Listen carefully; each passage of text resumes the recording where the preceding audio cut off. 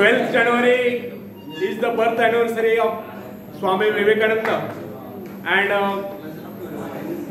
राजमाता जिजाऊ मासा. तर मित्रांनो, विवेकानंद हे फक्त 40 वर्ष जीवन जगले, परंतु त्यांनी अनमोल विचार मागे ठेवलेले जो अनंत काळ नवीन पिढ्यातील युवकांना विद्यार्थ्यांना प्रेरणा देत राहतील असे अनमोल विचार, काही विचार मी या ठिकाणी तुम्हाला शेअर करतो. विवेकानंदांचं एक स्लोगन आहे, arise, awake and stop not till the goal is rich. उठा, जागे व्हा आणि तोपर्यंत थांबू नका जोपर्यंत तुम्ही तुमचं ध्येय गाठत नाही.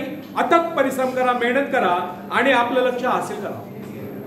विवेकानंदांनी हे पण सांगितलं आहे, हे विश्व एक व्यायामशाळा आहे आणि आपण सर्व इथे व्यायाम करण्यासाठी आलेलो आहोत. त्यांच्या सांगण्याचा अर्थ असा नाही की आपण सर्वांना मल्ल व्हायचं. त्यांच्या सांगण्याचा व्यापक अर्थ असा आहे, आपल्याला शारीरिक, मानसिक आणि बौद्धिकदृष्ट्या सक्षम व्हायचंय.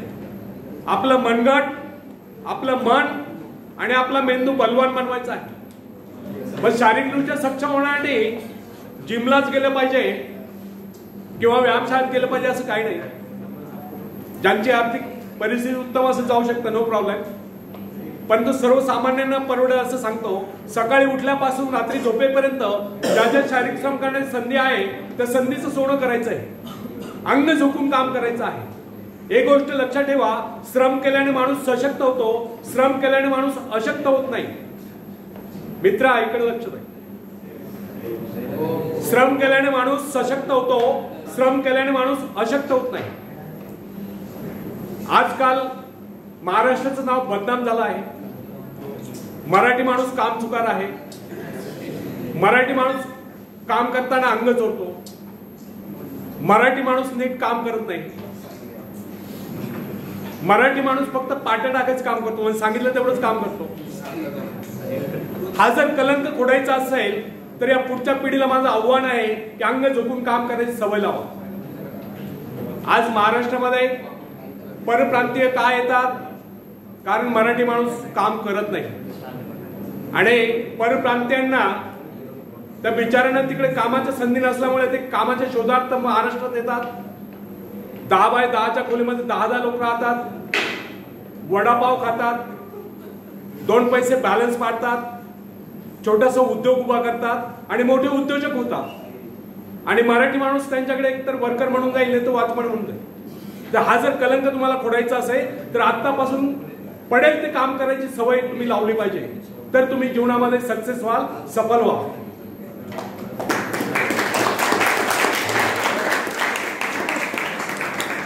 आजकाल अजून एक सांगतो की प्रत्येक घरामध्ये एकुलता एक मुलगा असतो, एकुलती एक मुलगी असते, खूप लाडत वाढलेले असतात. त्यांना काम करायची सवय नसते किंवा काम करायची लाज वाटते. त्यांना सुद्धा सांगतो, तुम्हाला काम करायचं नसेल नका करू. लाडत वाढलेलं असेल ठीक आहे, चांगली गोष्ट आहे. पण एक गोष्ट लक्षात ठेवा, कोविड सारख्या महामारीपासून स्वतःचा बचाव करायचा असेल, स्वतःला सुरक्षित ठेवायचं असेल, निरोगी ठेवायचं असेल तर तुम्हाला सकाळी लवकर उठलं पाहिजे. जॉगिंग करा, रनिंग करा, स्विमिंग करा, सायकलिंग करा, योगासने करा, प्राणायाम करा, व्यायाम करा. आवडते खेळ खेळा, मैदानी नव्हे, सॉरी मोबाईलवरचे नव्हे, मैदानी खेळ खेळा. मोबाईलवरचे खेळ खेळू नका, मैदानावरचे खेळ खेळा. मोबाईलच्या आहारी जाऊ नका, मोबाईलचा मिसयूज करू नका, मोबाईलचा सदुपयोग करा. आणि मनोरंजनासाठी तुम्ही जर तुमचा 1 मिनिट मोबाईलचा जर तुम्ही मिसयूज करत असाल, म्हणजे टाइमपास म्हणून जर मोबाईल वापरत असाल तर तुमच्या आयुष्याचा टाइमपास होईल. ही गोष्ट लक्षात ठेवा. जोपर्यंत तुम्ही स्वतःच्या पायावर उभं राहत नाही, स्वतः कमवत नाही, स्वतः वेल सेटल होत नाही, तोपर्यंत मोबाईलचा मिसयूज करू नका, एवढं मला सांगणं आहे. मोबाईलचा सदुपयोग अवश्य करा. ज्या ज्या चांगल्या गोष्टी, चांगले चांगले व्याख्यान असतात, चांगले विचार असतात, ते आत्मसात करा. त्यासाठी तुम्ही अवश्य बघा, पण त्यावर जास्त वेळ देऊ नका. तुमचं फोकसिंग तुमच्या अभ्यासावर असलं पाहिजे. तर या पद्धतीने आपल्याला शारीरिकदृष्ट्या सक्षम होण्यासाठी काय केलं पाहिजे?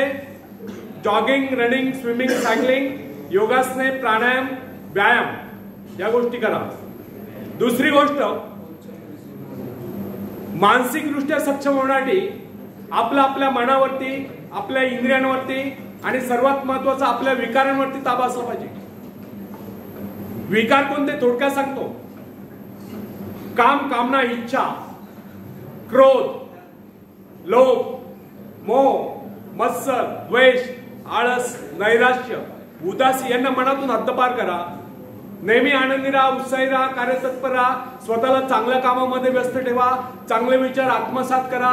त्या विचारांना अंकुरित करा, कृतीत आणा, आचरणात आणा. त्यातून तुमचा भविष्यकाळ उज्ज्वल होईल. मित्रांनो, ईश्वराने आपणा सर्वांना उदंड आयुष्य दिलेलं आहे, परंतु या संपूर्ण आयुष्यातला फक्त एकच क्षण आपल्या हातात आहे. गेला तो भूतकाळ इतिहास जमा झाला, येणारा भविष्यकाळ आपल्याला माहिती नाही. मग हा वर्तमानातला प्रत्येक क्षण तुम्ही कसा जगतात, कसा विचार करतात, त्या विचाराला कसं कृतीत आचरणात आणतात, त्यावर तुमचा भविष्यकाळ अवलंबून आहे. म्हणून सांगणं एवढंच आहे की नेहमी चांगले विचार आत्मसात करा आणि त्या विचारांना खत पाणी घाला आणि अंकुरित करा, विकसित करा. आपण शेतकऱ्यांची मुलं असाल बहुतेक. शेतकरी जेव्हा पाऊस पडतो तेव्हा सुरुवातीला तणपतवार म्हणजे अनावश्यक तण उगवतं, गवत उगवतं. तो वखरून आखरून ते तण काढून टाकतो आणि त्या शेतामध्ये चांगलं बी पेरतो. जे पीक घ्यायचं असेल त्या पिकाचं बी पेरतो आणि त्याची मशागत करतो. म्हणजे त्याला आवश्यक ते खत पाणी घालतो आणि औषध फवारणी करतो, त्याचं संरक्षण करतो आणि ते पीक घेतो.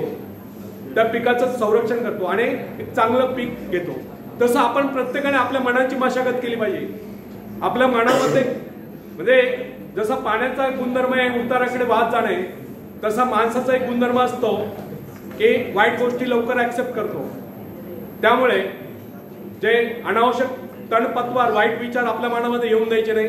चांगले विचार येण्यासाठी चांगले पुस्तक वाचा, चांगले उद्योजकांचे कहाण्या वाचा. बऱ्याचशा गोष्टी तुम्हाला स्वतःच्या पार उभं राहण्यासाठी प्रेरणादायी देणारे विचार आहेत, ते विचार वाचा आणि आपलं ध्येय ठरवा. आणि ते ध्येय गाठेपर्यंत अथक परिश्रम करा आणि आपलं ध्येय गाठा. आजकाल हे पण सांगतो की एकुलता एक मुलगा, एकुलते मुलगी असल्यामुळे आम्ही खूप लाडत वाढलेलो असतो. आम्हाला कोणी बोललं तर आम्हाला राग येतो, संताप येतो, चिडतो. पण एक गोष्ट लक्षात ठेवा, आपले गुरुजन आणि आपले आई वडील हे नेहमी आपल्या उज्ज्वल भवितव्यासाठी, आपल्याला वळण लावण्यासाठी ते नेहमी रागवतील, फटकारतील. पण त्यांच्या मनामध्ये तुमच्याबद्दल नेहमी प्रेम असतं. त्यांचा तुम्हाला तुमच्या भावना दुखवण्यामध्ये त्यांचा काही हेतू नसतो. त्यामुळे एक गोष्ट नेहमी लक्षात ठेवा की आपल्या आई वडिलांची जी स्वप्न असतात, प्रत्येक आई वडिलांची स्वप्न असतात की आपल्यापेक्षा आपल्या मुलांचं जीवनमान उंचावं, त्यांनी चांगलं राहणीमान असावं, नाही काही आदर्श व्यक्ती म्हणून जीवन जगता आलं पाहिजे.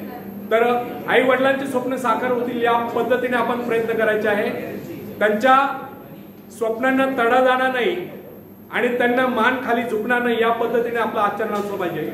या दृष्टीने आपण प्रयत्न करायचे आहे.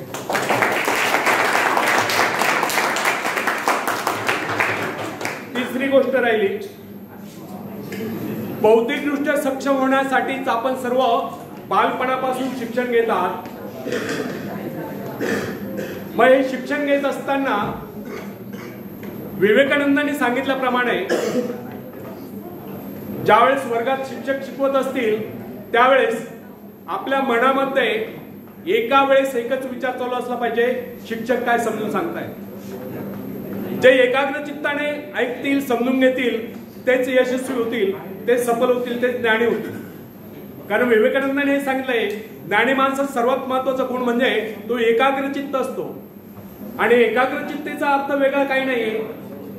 एकाग्रचित्तेचा अर्थ एवढाच आहे की तुमच्या मनामध्ये एका वेळेस एकच विचार चालू असला पाहिजे, इतर विचार येता कामा नाही. मला भूक लागली, मला आता लवकर सरांनी बोर थांबवलं पाहिजे आणि मला जेवायला गेलं पाहिजे, असे जर विचार तुमच्या मनामध्ये येत असतील तर तुम्ही सक्सेस होऊ शकणार नाही. लक्षात आलं की एका वेळेस एकच विचार ठेवायचा मनामध्ये. ज्यावेळेस तुम्ही खेळाच्या मैदानात असाल त्यावेळेस, अरे मित्रा तुमच्यासाठी सांगतोय,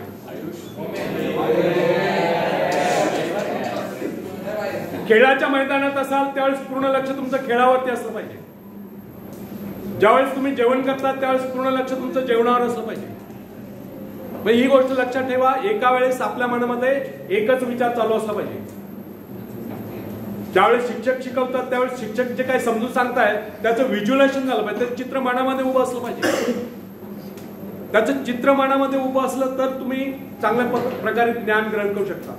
ज्यावेळेस तुम्ही पुस्तक वाचता त्यावेळेस ते जे सेंटेन्स तुम्ही वाचता त्या सेंटेन्सचा अर्थ आपल्या मनामध्ये शिरला पाहिजे, त्याचा अर्थ आपल्या मनामध्ये समजला पाहिजे.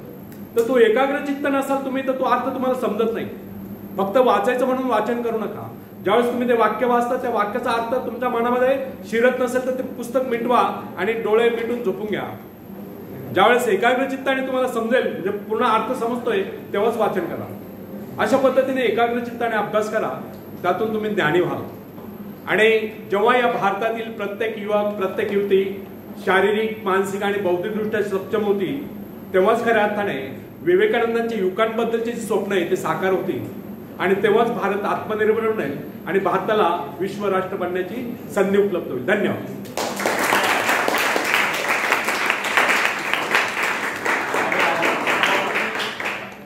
साडेबारा